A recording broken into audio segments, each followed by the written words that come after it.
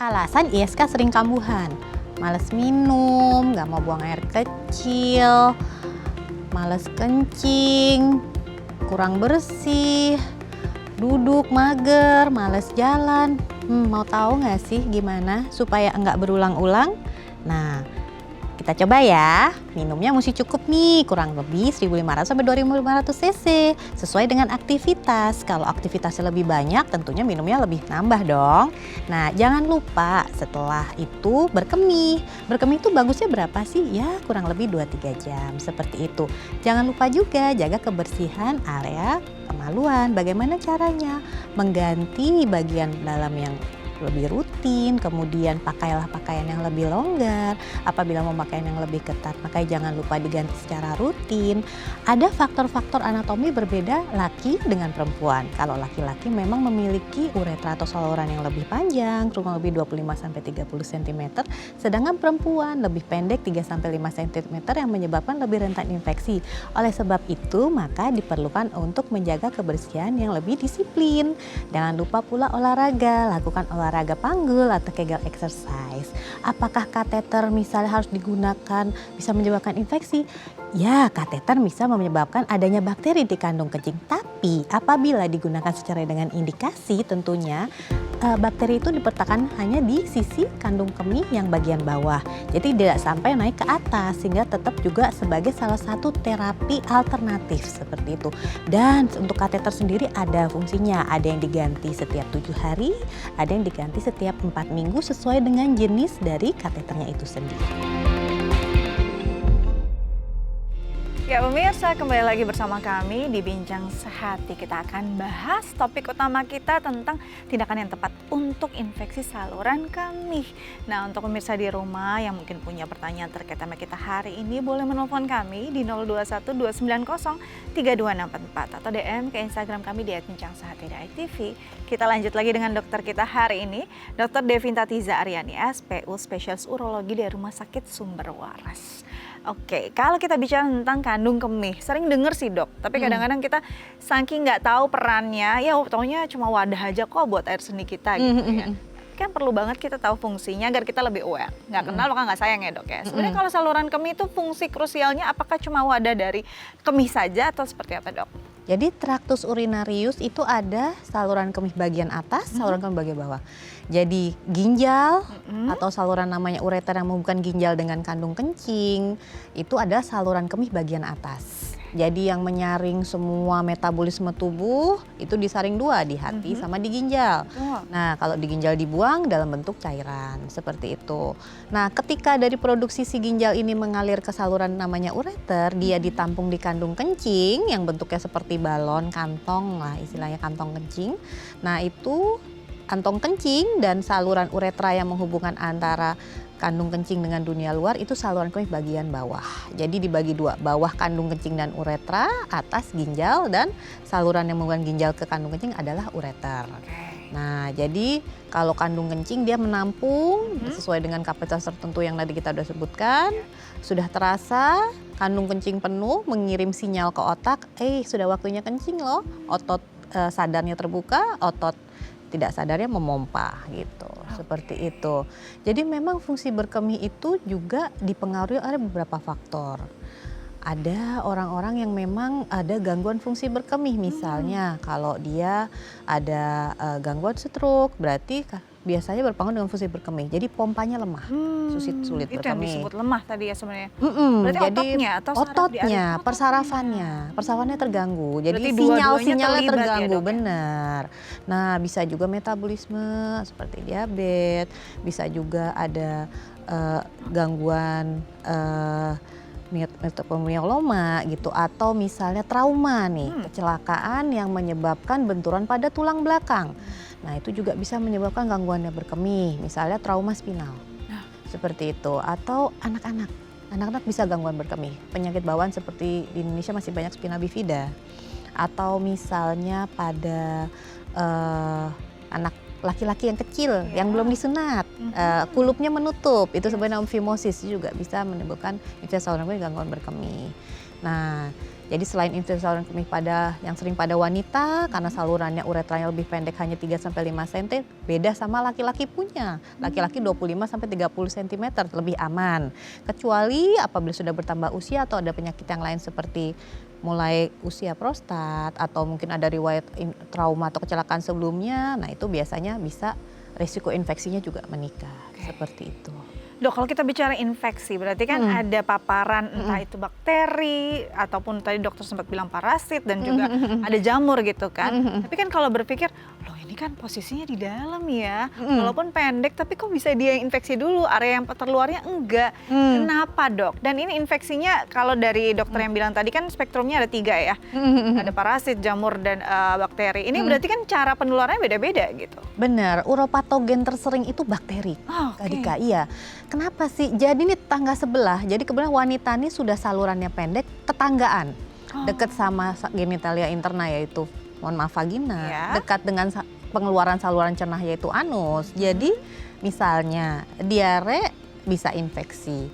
Keputihan sedikit, lembab bisa infeksi. Atau keringetan sekali karena misalnya memang kelembaban meningkat.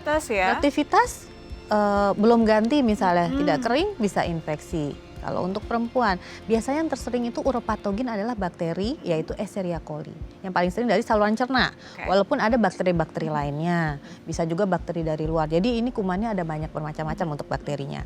Kalau misalnya parasit gimana sih? Biasanya dari telur. Telur cacing itu bisa dari tertelan atau bisa masuk dari sekitar kemaluan, misalnya nggak mandi-mandi seperti itu parasit, biasanya cacing. Kalau jamur gimana?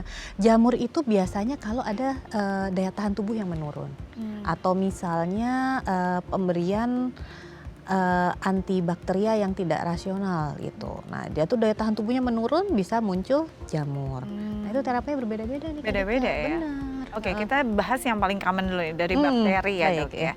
Berarti tadi dokter bilang dari cuma lembab aja gitu ya, itu bisa. Terus mungkin juga tadi dokter bilang memang deket banget nih secara anatomis. Dari pembuangan belakang, mungkin juga di area vagina, plus ya tadi tempat berkemihnya gitu ya dok ya. Nah ini berarti tadi kalau bicara tentang diare aja bisa menyebabkan seseorang terkena ISK, berarti ada yang salah dong dari cara pembersihannya. Iya. Atau gimana tuh dok? Gimana ya cara supaya nggak sering infeksi? Kalau tidak terkena ISK, ada. Jadi selain minum, berkemih, rutin, misalnya sedang menstruasi menggunakan pad atau misalnya pembalut ya. Pembalut itu nggak boleh lama-lama, aku pakailah karena bersih dari pagi sampai sore. No, ganti sering, kurang lebih 2-3 jam. Atau misalnya lebih lembab lagi, lebih banyak cairan yang keluar dari haid tersebut, diganti lebih cepat seperti itu. Atau beberapa suka menggunakan namanya panty yang kecil. Ya? Nah itu walaupun kelihatannya bersih, nah tetap harus diganti. Kalau pakai yang misalnya tidak sekali pakai gimana, yang bisa dicuci, ya tetap punya banyak. Jadi diganti karena dia harus kering.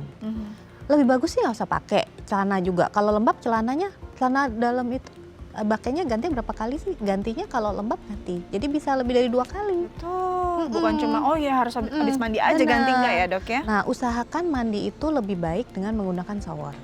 Gitu. Berendam boleh, tapi tidak bisa lama-lama, harus dibilas lagi. Nah cebok juga baiknya dari depan ke belakang. Gitu. Jadi supaya kuman-kuman yang dari belakang nggak transfer ke depan. Kalau misalnya habis buang air besar bagaimana dok? Bersihkan dulu belakangnya, keringkan, cuci tangannya, baru pegang depan. Betul. Gitu. Setelah selesai dibilas, jangan lupa dikeringkan. Keringkannya pakai tisu basah, pakai tisu biasa saja. Dikeringkan. Pakai anduk boleh nggak? Boleh pakai anduk, tapi si anduk harus bersih juga ya 24 jam diganti. Nah. Dan dijemur, jangan aku udah cuci dok, tapi jemur dalam kamar mandi. Berarti kan masih lembab, nggak boleh, dia harus kena matahari. Jadi setelah selesai dicuci, dia dijemur di luar kena matahari. Jadi si anduk harus diganti, kalau mau pakai anduk boleh. Gitu. Jadi benang merahnya jangan sampai area tersebut ada tumbuh bakteri, apalagi lembab. Karena memang bakteri sering berkembang di area. Biasanya pada wanita kalau usia produktif atau sudah masanya untuk menikah, berpasangan, itu ada namanya berhubungan. Jangan lupa kalau berhubungan dibersihkan. Seperti itu. Intinya harus higienis lah ya dok. Benar. Gitu. Jadi kita lanjut lagi nih ya dok ya. Di segmen berikutnya. Masih dengan tema yang sama, yaitu tentang infeksi saluran kemih. Yang punya masalah tentang ini, siap-siap nanti Anda juga boleh berkonsultasi bersama dokter kami. Karena itu jangan kemana-mana, tetap bersama kami di Bincang Saat.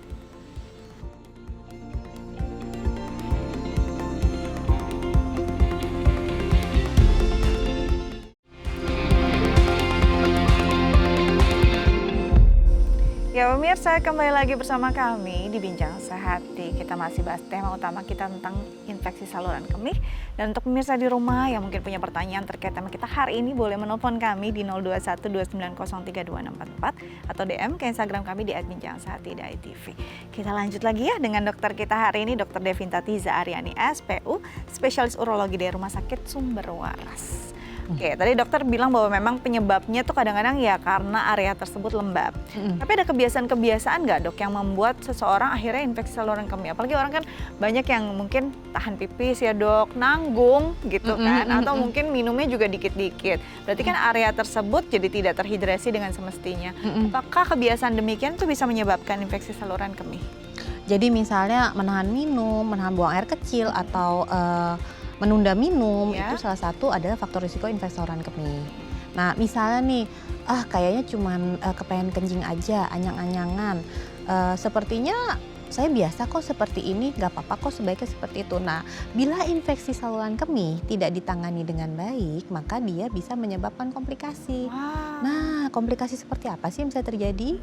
Nah si bakterinya itu bisa naik ke saluran kemih bagian atas, kemana? Ureter. Jadi ureter yang meradang bisa menyebabkan ginjalnya jadi bengkak seperti itu. Atau dia bisa naik lagi ke atas langsung ke ginjal. Nah bakterinya bisa menginfeksi ginjal, disebut dengan radang ginjal.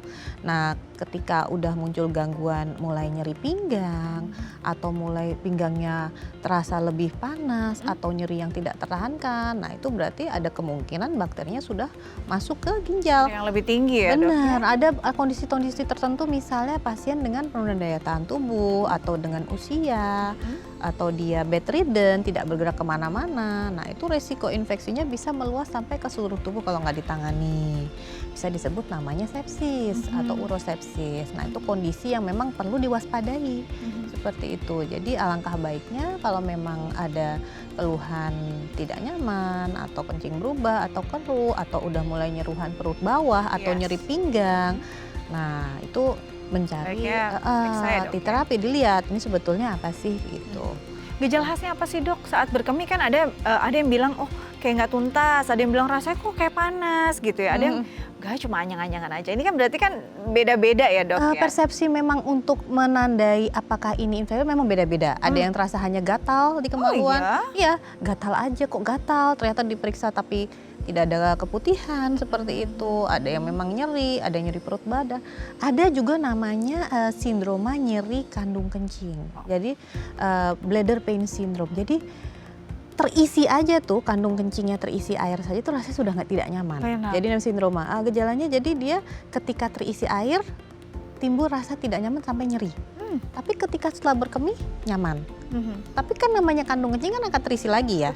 Nah dia nyeri lagi. Nah seperti itu sindrom kemih. Tapi sindrom kemih juga harus dievaluasi apakah ada gejala yang lain seperti endometriosis atau pembesaran pembuluh darah atau radang panggul gitu, atau kelainan buang air besar atau mungkin usus buntu kronis. Nah itu mesti dibedakan lagi karena gejalanya bisa mirip-mirip. Bisa beda-beda ya dok. Tapi yang memang kira-kira banyak dialami yang tadi ya dok ya, rasanya rasa anaknya nggak nyaman atau mungkin kencingnya mungkin lebih berbau, seperti itu bisa juga salah satu tanda gitu. Itu perlu ya sudah gitu, atau berubah warna, atau semburat, mungkin ada semburat darah. Karena dari berdarah sendiri tuh bisa berbagai hal yang terjadi, bisa disebabkan infeksi disebabkan oleh batu, bisa juga disebabkan oleh yang tadi bakteri, parasit atau jamur urat patogen, bisa disebabkan oleh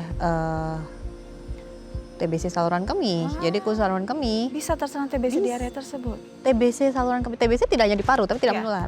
Dia di luar paru bisa juga. Termasuk di saluran kemih. Benar sekali. Nah bisa juga dia kalau berdarah berubah warna, mungkin yang ya malignansi atau kanker seperti itu. Jadi maksudnya infeksi saluran kemih kan bisa terbagi dua. Infeksi primer memang saluran kemih simple, saluran kemih kompleks yang ada latar belakang yang mendasari.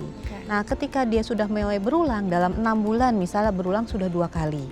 Atau dalam 1 tahun berulang 3 kali. Nah itu kita perlu waspada. Apakah ini hanya simple infeksi saluran kemih karena dengan padahal udah kurang minum apa dokter, kencing udah semua sudah Higienis super ya, Dok. super bersih dan Bersih. kering. Tapi kok aku masih infeksi saluran kemih? Ya. Harus dicari apakah mungkin ini adalah infeksi saluran kemih yang sekunderi. Jadi sebenarnya primary penyebab utamanya harus dilihat lagi gitu. Ini menarik ya, berarti sebenarnya ada masalah primer yang mungkin akhirnya jadi impact-nya bisa ada salah. Benar. Jadi ketika dalam 6 bulan saya infeksi sudah berobat ke dokter misal atau sudah minum obat sendiri Yes. 2 kali. Tapi setahun kok berulang-ulang. Harus segera cari pertolongan karena pasti ada yang lain. Bisa juga dari fungsi berkemihnya nggak normal sehingga pengosongan kandung kencingnya tidak optimal menyebabkan bakterinya tumbuh lebih gitu mudah. ya. Nah itu juga infeksi. Oke. Jadi latar belakangnya infeksi saluran kemih ini seperti pintu pembuka. Apakah memang simple atau dia ada yang lain di balik itu. Nah, ini. ketika ada yang lain di balik itu, kita harus evaluasi lagi. Apakah ini gangguan anatomi, Ya. atau gangguan metabolisme, atau ada penyakit mendasar yang lain, atau mungkin pengosongannya pompanya nggak oke, gitu. Atau misalnya gangguan persarafan juga bisa. Jadi ketika sudah terlalu sering berulang, ini nggak bisa lagi dianggap sebuah benar. kasus yang simpel ya, karena Mm-mm, mungkin jadi karena banyak yang kompleks merasakan, maksudnya. oh gampang kok antibiotik, nanti juga beres gitu, padahal nggak juga ya. Nanti kita bahas lebih jauh lagi Dok ya, Benar. di segmen berikutnya. Oke. Pemirsa jangan kemana-mana, tetap bersama kami di Bincang Sehati.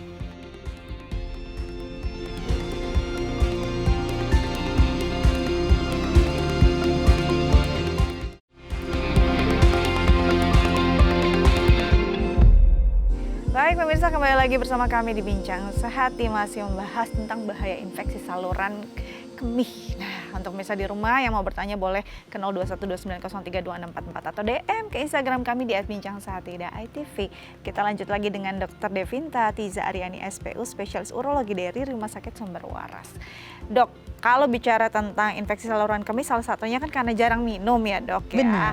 Nah, tapi banyak orang ngerasa enggak, aku minumnya banyak kok. Tapi minuman berwarna semua nih, termasuk teh, kopi. Akhirnya tiba-tiba, wah kok anyang-anyangan atau sakit. Padahal higienis gitu. Apakah terlalu banyak mengonsumsi apa ya istilahnya minuman yang berwarna, apalagi kandungan kafein ini bisa menyebabkan infeksi saluran kemih Dok? Jadi minum-minuman yang paling bagus pastinya air putih Air ya. putih. Kalau misalnya mau ditambah yang lain, air kelapa paling 1. Ya. Kalau mau ditambah peresan lemon, bisa menjaga supaya Ada rasa lah ya, pH-nya ada. baik, boleh. Tapi kalau minuman berwarna misalnya terlalu banyak yang mengandung kafein, salah satunya teh, kopi, coklat, alkohol, soda. Wow. Nah itu, apalagi soda gulanya tinggi banget ya, Yes. minum-minum bergula. Terus jadi atau yang mengandung alkohol seperti terlalu banyak duren Yes. misalnya, itu juga bisa menyebabkan kafeinnya sendiri menyebabkan sering berkemih. Tapi bukan infeksi saluran kemih, sering berkemih. Jadi memang seperti yang sudah saya bahas sebelumnya, minum air tapi zat iritannya tinggi. Ya. Jadi zat iritan yang tinggi yang di dalam kandung kencing itu kan ada seperti mulut kita, ada bagian yang halus, ada bagian ototnya. Si bagian halus itu ketika menerima cairan dengan iritan yang tinggi, dia sensitif, dia nggak kuat, dia radang. Jadi akhirnya sering anyang-anyangan dindingnya dia sensitif, artinya mudah kuman berkemah di situ, jadi Wow. infeksi saluran kemih. Ya. Gitu. Jadi kalau misalnya minumnya itu mengandung iritan yang tinggi, tentunya akan menyebabkan radang menyebabkan sensitif menyebabkan mudah infeksi saluran kemih. Tapi bisa nggak dengan minuman-minuman yang iritan itu yang mengandung kafein misalnya ya, Ya. jadi sering kencing tapi nggak infeksi? Bisa. Nah, tapi kalau sering kencingnya ternyata mengganggu banget, nah misalnya lebih dari 8 kali, atau ada gejala overactive bladder, tentunya minuman-minuman tersebut juga harus diganti. Dan juga minuman berwarna itu pastinya tidak bebas dari pengawet, pewarna, gula. Nah, zat-zat itu sendiri untuk metabolisme nggak oke ya. Nah, seperti Bukan cuma itu. dikemas kandung kemih aja ya Dok ya? Bener, nanti ketika dia gula terlalu tinggi, padahal kita asupan gula bolehnya mungkin hanya seperempat sendok sebetulnya satu hari. betul. Garam juga nggak boleh banyak. Ketika terlalu banyak, apa yang terjadi? Bisa insulin resisten atau ganggu metabolisme. Nah, penyebab lainnya yang pada akhirnya dengan ganggu metabolisme itu sendiri menyebabkan gangguan pengosongan kandung kencing, infeksi lagi. Nah, berulang deh. Nah, jadi muter. Jadi muter itu Iya, aja makanya masalahnya. seperti Padahal harusnya itu. tadinya masalah simpel dan Jadi, bisa jangan sampai terjadi lagi gitu ya. Jangan Bener, sampai kalau berulang. memangnya aku harus banget ya udah dibatasi paling 1 gelas. 1 gelas dan Betul. pastinya diimbangi dengan minum air putih. Air putihnya juga harus sesuai dengan kebutuhan cairan harian butuhnya berapa, kebutuhan cairan hariannya dipenuhi seperti itu. Itu ya, mau jawab ya. Jadinya jangan ngerasa udah banyak minum tapi ternyata minum air putihnya enggak gitu ya. Oke, dok, tadi dokter bilang bahwa ini kalau nggak ditangani dengan baik bisa komplikasi loh kemana-mana gitu kan. Kalau biasanya masalah ISK kan kita lihatnya pemeriksaan penunjang lihat urin. Tapi kalau untuk masalah yang lebih serius dan juga advance ini biasanya pemeriksaan penunjangnya apa aja, Dok? Jadi misalnya salah satunya misalnya kencing berubah warna seperti berdarah, kan bisa disebabkan oleh infeksi batu atau infeksi bakteri kronis seperti TBC atau mungkin kanker. Nah, itu pemeriksaannya sesuai dengan laki atau perempuan, Oke, gendernya atau jadi berpengaruh sesuai gender, usia. Nah, itu juga kita pilih. Biasanya kita masuk ke pemeriksaan CT scan kalau usia dewasa. Tapi kalau misalnya usia anak-anak kita bisa mulai dari USG. Misalnya USG tidak informatif, kita bisa menggunakan MRI. Misalnya pada prostat, kalau prostat pada pria juga memang ada gangguan marker prostatnya, biasa kita mintanya MRI. Jadi untuk melihat si dagingnya ini ada kelainan yang lain atau enggak. Karena pada pasien usia laki-laki, usia di atas 50 tahun itu sudah mulai ada gejala prostat. Dan sudah mulai dilakukan sebenarnya periksa marker prostat, yaitu PSA, prostat spesifik untuk kanker prostat. Nah, itu harus diperiksa. Nah, kadang-kadang awal gejalanya nih sering kencing bisa disertai infeksi. Nah, jadi kita lihat lagi. Jadi CT scan, pemeriksaan laboratorium apa sih yang diperlukan? Darah pastinya fungsi ginjal. Nah, kalau misalnya mau tahu apakah kemungkinan batu, bisa kita cek juga kalsiumnya, elektrolitnya, atau asam urat.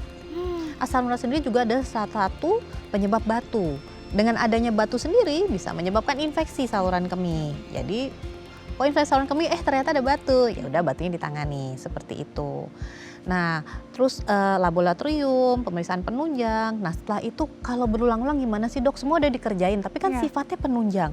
Terus supaya kita tahu kalau misalnya apakah dia berbahaya atau dia ada kanker atau cuman radang doang, biasanya kita perlu teropong atau sistoskopi sampai ke biopsi. Misalnya berdarah terus atau kencingnya enggak tuntas atau nyeri sekali. Nah, kita teropong nih, kita lihat nih dinding kandung kencingnya. Ada radang tidak? Atau ada seperti sariawan kecil. Tentunya pada Kak Dika tahu ya, sariawan kan sakit ya. Ini di kandung kencing sariawannya. Kebayang. Ya, dan itu tepi-tepinya juga memerah. Nah, itu biasanya kita sebut dengan ulcus Hurner. Jadi seperti dindingnya ini mukosanya dia ada luka. Seperti itu. Nah, kita perlu biopsi karena pengobatannya itu juga berbeda. Karena kalau didiamkan dia bisa menyebabkan perubahan dari si dinding kandung kencing itu sendiri. Betul. Nah, berdarah apa lagi? Misalnya kalau ke arah malignansi atau kanker, pastinya harus dibiopsi untuk dikerok. Apakah biopsi menyebabkan penyebaran jadi lebih luas? Tentunya enggak, karena dia standar internasional. Memang kalau kita menemukan ada kelainan, kita harus biopsi untuk diperiksa dagingnya, yaitu patologi anatomi, dilihat apakah ini malignansi atau bukan, atau kanker atau bukan. Terus bagaimana lagi misalnya dinding kandung kencingnya karena TB saluran kemih sebenarnya apa sih? Cuman biasa aja sih, kayak paru nggak sih? Ada komplikasi nggak sih? Jadi TB saluran kemih sendiri itu dia merusak si struktur anatomi.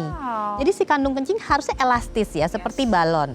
Ketika terisi air, dia tekanannya rendah. Ketika kosong, tekanan juga rendah. Nah, ketika dia mulai terjadi gangguan dari si dinding kandung kencingnya itu karena si kuman bakteri tuberkulosis ini, perubahan dari si otot-ototnya jadi lebih kaku. Jadi nggak elastis, artinya isi kandung kencing kapasitasnya tidak besar, tekanannya tinggi. Kalau tekanan tinggi gimana? Si air kencingnya tekanan tinggi bisa naik ke ginjal. Ginjalnya bisa terkena langsung infeksi atau membengkak atau salurannya berubah bentuk. Jadi bisa terjadi pembengkakan dari ginjal. Jadi komplikasinya bisa kemana? Benar, jadi ternyata makanya kenapa kalau memang kita ada kelainan, perubahan warna, perubahan bau, lebih baik dicari tahu. Apalagi kalau sudah sering dalam 6 bulan atau 1 tahun, cari tahu nih penyebab utamanya langsung apa. berkonsultasi. Benar Oke, sekali. sebelum lanjut ada pertanyaan dari pemirsa lewat tim Instagram, saya bacakan ya, Dok ya. Boleh. Pertanyaannya dari @amira. Dok, saya terkena ISK dan gejalanya perih saat buang air kecil. Nyeri perut di bagian bawah atau anyang-anyangan. Saya sudah mencoba dengan banyak konsumsi air tapi tidak kunjung membaik.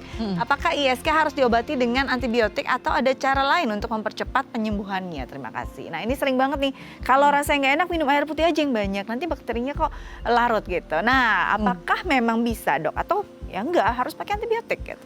Jadi keluhan berkemih itu infeksi saluran kemih ada yang simptomatik, asimptomatik. Oke. Ada yang kuat nih nggak terasa, ternyata infeksi. Ada yang simptomatik terasa. Nah, jadi untuk lebih baiknya kita perlu pemeriksaan penunjang seperti urin lengkap.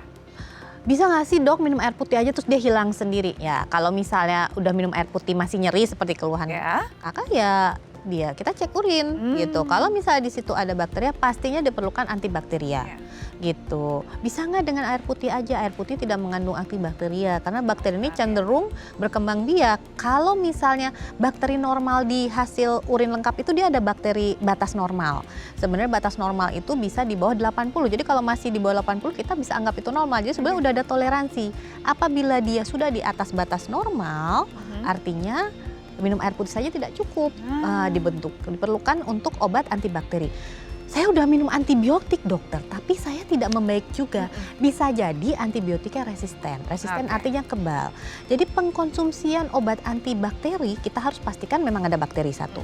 Kedua, kalau misalnya kita belum kultur atau kita belum tahu jenis bakterinya atau antibakterial apa yang cocok, kita biasanya pakai antibakteri spektrum yang luas. Jadi yang biasa kuman dengan bakteri ini biasanya lebih sembuh seperti itu.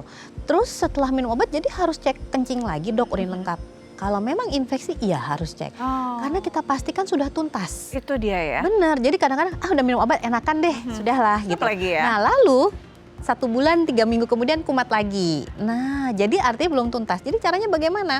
Sebelum diberikan obat itu antibakterial kita cek dulu urinnya, pastiin memang ada infeksi saluran kemih, konsumsi obat sambil kita kultur cari nih kumannya apa, kita cek lagi setelah obat. Kalau misalnya masih infeksi saluran kemih, kita pilih nih antibiotik yang sesuai dengan bakteri yang ada. Misalnya keluarnya apa? Escherichia coli atau keluarnya apa Enterococcus atau keluarnya apa Klebsiella. Setelah itu dipilih ada antibiotik. Setiap kuman berarti bakterinya antibakterialnya selalu sama, beda. Bisa beda-beda. Tiap koma memiliki resistensi, jadi kekebalan berbeda-beda terhadap obat yang berbeda-beda. Jadi bacaan setiap orang berbeda-beda dan bisa dari satu fase misalnya dari fase 1 pernah infeksi terus 3 bulan kemudian itu berubah bakterinya, bisa. Bisa jadi. Bisa bakteri yang sama dengan resistensi atau kekebalan berbeda juga bisa. Jadi yang harus dilakukan Mbak Amira ini harus berkonsultasi dan ada pemeriksaan penunjang untuk bisa menentukan pengobatan yang tepat apa. Jadi nggak bisa dengan air putih doang ya dok. Benar, jadi Mbak Amira mungkin perlu konsultasi lebih lanjut kalau enggak sembuh ya. Baik. Nanti kita lanjut lagi dok ya, usai jeda. Pemirsa jangan kemana-mana, tetap bersama kami di Bincang Sehati.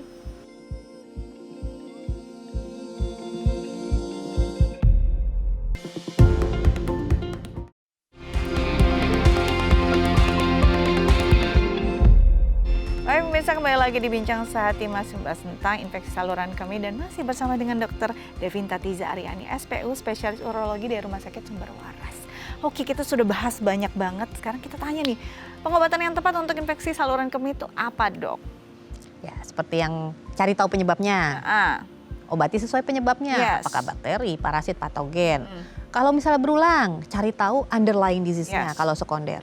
Penyebabnya apa? Sesuai dengan latar belakang. Apakah metabolisme, persarafan, batu, atau infeksi kronis, atau penyakit kongenital bawaan, atau trauma atau kecelakaan. Itu kita cari tahu. Jadi diobati. Jadi kadang-kadang diperlukan bekerja sama dengan multidisiplin. Nah yang pasti kalau memang sudah ada gangguan misalnya cemas, sering berkemih, gimana sih caranya? Ya minum, jangan tahan buang air kecil, jaga kering, bersih. Jangan lupa olahraga. Itu penting? Penting. Olahraga kayak apa sih dok yang supaya nggak sering kamar mandi? Yaitu Kegel exercise, mungkin pernah dengar olahraga panggul. Iya, pelvic floor muscle training.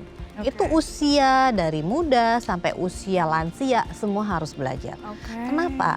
Perkuat otot panggul mencegah terjadinya kelemahan dari si otot-otot, mungkin juga persarafannya lebih kuat, juga apalagi yang sudah wanita-wanita yang sudah mungkin hamil, melahirkan, itu penting sekali. Laki-laki penting nggak? Penting, karena laki-laki juga bisa juga diserang kepengen kencing, nggak nyaman berkemih. Nah itu otot panggul juga harus dilatih. Seperti itu, olahraga. Terus udah itu makanan yang perlu dihindari, minuman misalnya yang mengandung kafein, yang iritan, merangsang. Utamakan air putih, kemudian jaga kebersihan, pengobatan seperti apa? Nah, kita harus menjaga flora normal dari si kandung kencing. Iya. Cara seperti apa? Boleh konsumsi probiotik atau prebiotik. Oke, berarti ada bisa tindakan preventif ya? Benar. Nah, terus udah itu bagaimana? Ada namanya mungkin antiseptik alami saluran kemih seperti cranberry seperti itu. Itu salah satu cara misalnya memang mencegah. Ya. Nah, jadi Ini cranberry-nya dalam bentuk apa nih dok? Suplemen? cranberry-nya itu Atau boleh sudah? segar, Oh, bikin segar boleh. smoothies, boleh Yes. suplemen, atau jusnya, tapi jusnya dilihat kandungan cranberry-nya, cuma kadang isinya gula doang. Nah, jadi pilih nih Jadi jus yang pastikan memang kita bikin sendiri dia aja fokus untuk memang si kandungan si Iya. cranberry-nya tinggi gitu. Kalau enggak nanti jadi gula. ya. Ya, Gitu. apalagi kebanyakan susu mungkin ya dicampur Bener. ya. Hilang jadi ya. Nggak pakai susu. Wah, jangan sampai pakai susu. Susu boleh, tapi tidak untuk mencegah infeksi saluran kemih. Jadi ini Betul. dia berdiri sendiri. Betul, ini yang bisa dilakukan untuk preventifnya. Smoothiesnya yang sehat. Yes. Campur. Jadi kalau yang Seperti dilihat itu. tadi memang polanya juga harus dilihat ya dok ya. Hmm. Makanan yang masuk juga dipikirkan, Iya. minuman terutama karena Minuman di area kebersih. tersebut ya. Jangan menahan pola hidup sehat, Hmm. olahraga seperti itu. Oke, nah kalau kita bicara tentang infeksi saluran kemih pastinya memang higienis itu jadi utama ya dok. Benar. Ini juga pola kita berkemih juga harus diperhatikan betul. Iya. Ya 2-3 jam, nggak kepengen buang air kecil, lebih baik dikemihkan. Tapi aku masih kuat kok, udah nggak kepengen. Nanti kandung kencingnya bisa, kan dia seperti balon ya, terlalu melar. Kalau ketika terlalu melar, nanti pengosongannya tidak optimal jadinya. Oke. Akhirnya resiko infeksi bisa meningkat. Karena salah satu fungsi fisiologis yang alami untuk supaya nggak infeksi ya kencing. Ya. Jadi supaya bakteri yang masuk bisa keluar lagi dan dia nggak berkemah di situ. Memang ada kondisi khusus seperti gangguan daya tahan tubuh, misalnya imun tubuh. Jadi dia walaupun sudah melakukan apa lebih lemah. Nah biasanya kita harus kerjasama sama multidisiplin untuk bagaimana supaya dinding kandung kencingnya lebih kuat. Ada juga obat-obat yang untuk melapis dinding. Oke. Kayak dicat gitu supaya lebih bagus, lebih kuat gitu. Misalnya kalau memang lemah gitu. Tapi memang dimasukkannya harus dengan bantuan kateter atau intravesikal. Oke. Dan pastikan salah satu cara untuk mencegah infeksi saluran kemih, misalnya nggak bisa secara kencing sendiri, secara manual, ya bisa menggunakan namanya CIC atau Clean Intermittent Catheterization atau kateterisasi berkala. Itu biasa dikerjakan, kita edukasi ke caregiver atau keluarganya untuk mengeluarkan sisa kencing. Jadi kan nggak kasihan kalau misalnya diabetes ridden atau lansia, dia harus bolak-balik rumah sakit. Jadi kita ajari bagaimana caranya mengosongkan untuk si kandung kencing secara manual. Dengan supaya mengurangi adanya resiko infeksi saluran kemih. Supaya minimal pun kalau memang dia ada bakteri terbatas di saluran kemih bawah. Tidak naik ke saluran kemih atas karena bisa menyebabkan infeksi yang lebih berat dan sepsis. Apalagi kalau orang tua atau lansia biasanya keluhannya tidak dominan. Iya. Nggak doyan makan aja tuh bisa berarti sakit gitu. Nggak harus demam karena kondisi demam itu berarti udah berat. Itu dia. Jangan Gitu. sampai ada kondisi yang lebih berat dari itu. Bahkan Bener. kalau bisa jangan Nafsu sampai makan ada- menurun aja kita harus Iya, waspada nih. Jangan sampai gitu. ada ISK berulang bahkan ya dok. Ya? Bener sekali. Oke, Ya. baik. Banyak banget ilmunya hari ini dokter. Terima Terima kasih. kasih banyak sudah ada di Bincang Sakti. Semoga ini berguna untuk pemirsa di rumah untuk menjaga Baik. kesehatan mereka ya dok. Ya tetap jaga kesehatan. agar Sama-sama, bisa salam terus sehat. menginspirasi. Iya, terima kasih. Oke, gimana tips dari dokter kami sudah dicatat semua. Semoga bisa jadi bekal Anda untuk menjaga kesehatan keluarga. Jangan lupa untuk mengunduh The iPlus di gawai Anda agar bisa menggenggam inspirasi kapanpun dimanapun. Akhir kata saya Setia Dika pamit undur diri. Happy weekend.